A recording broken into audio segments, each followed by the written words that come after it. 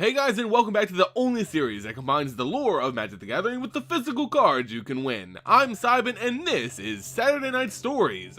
Yep, welcome back to SNS, because the lawyers over at Saturday Night Live called and threatened to sue me over my use of their patented SNL acronym. They may have changed the name, but they'll never take away our love for all things Vorthos.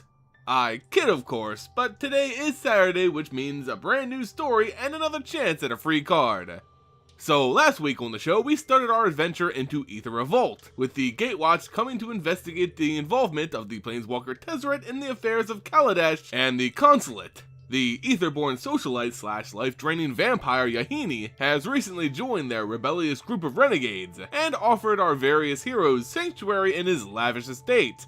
Now, the battle for the will of Kaladesh is muddied by the purpose of the Gatewatch. As tensions rise, a revolt nears.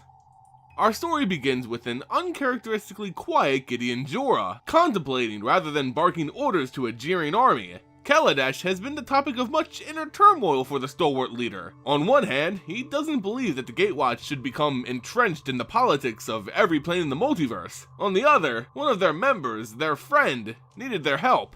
Chandra was fighting with her mother, Pia, and these rebels against those who have harmed them. How could he or anyone else of the Gatewatch deny her help? On top of it, Tezzeret proved an actual threat befitting the true purpose of the Gatewatch. That should be their focus, not this struggle between the renegades and the Consulate.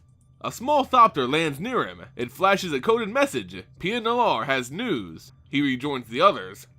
After this renegade briefing, Gideon finds himself alone with the younger Nalar atop Yahini's balcony. Chandra is a bit frustrated. Gideon's a master tactician, the proven battle commander of countless armies on numerous different worlds.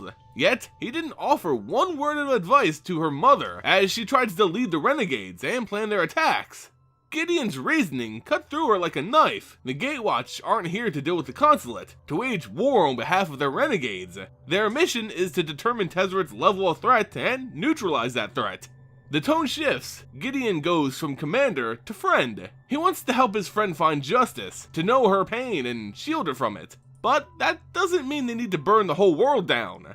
Personal vendettas can cloud any of their judgments. The Consulates aren't all responsible for her and her people's suffering. Their focus should be stopping the Tezzeret. But Gideon's not gonna forbid her from helping her mother. That's her right as an individual, but her focus as a member of the Gatewatch should be in stopping Tezzeret. As much as Chandra hates to admit it, especially when he uses that overly righteous tone, Gideon was right. She'd continue to help her mother with the renegades, but her main focus will be in working with her allies and friends. With Chandra's fire tempered, Gideon had an even bigger challenge ahead of him, the Death Mage and newest member of the Gatewatch, Liliana Vess. Since she joined, Gideon's had trouble trusting this mysterious planeswalker, not because of her lack of easily readable body language, although that didn't help, but because she cared so little for the lives she took.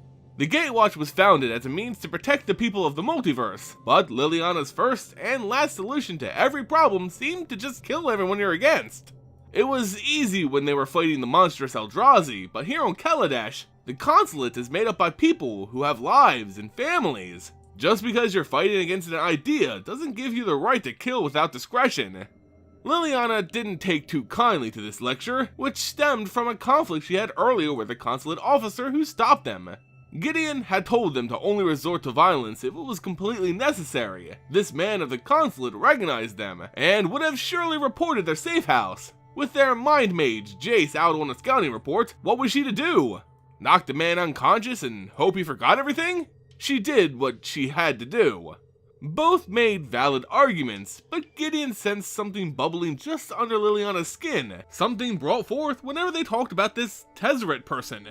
Gideon was only made aware of his potential threat to Kaladesh, but the way Liliana talked about him signaled there was something deeper, something personal. He pushed for answers, but in classic Liliana fashion, she gave only a vague response.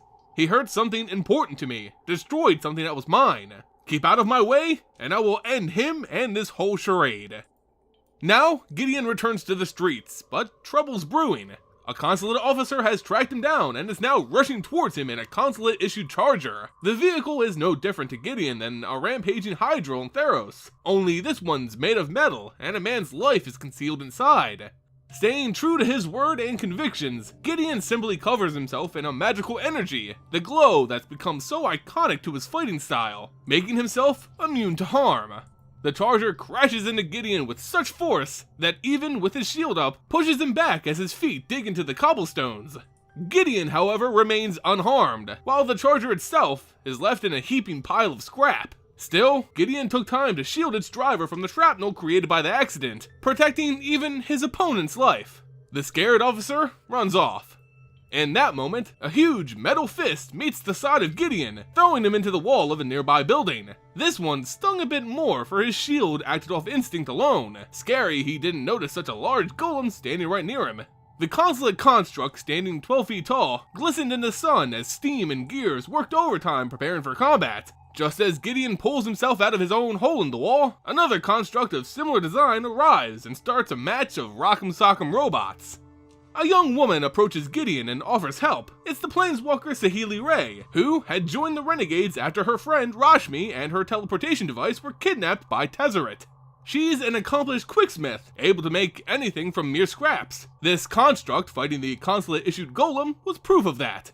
While her Gearhulk was toppled as she was distracted with helping Gideon, Saheeli crafted two smaller constructs out of the rubble that was the officer's charger. These mini-machines jumped in unison atop the golem, and pulled at its valuable ether funnels, causing it to become unstable and crash to the ground. Although victorious, all this commotion surely would bring more trouble. While more Consulate were on the way, the noise first brought their allies.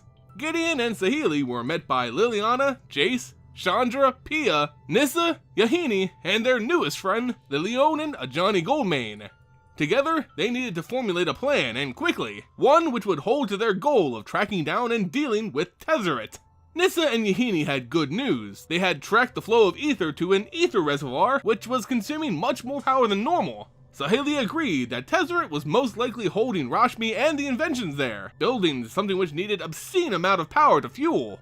This ether station would be their next target, but they required only a small team to infiltrate and extract Rashmi and her teleporter. Without those, Tezzeret's plan would fall to pieces.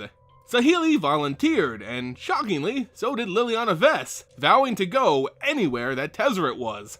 Without many other options, Gideon agreed to the plan and set Saheeli and Liliana off on their mission.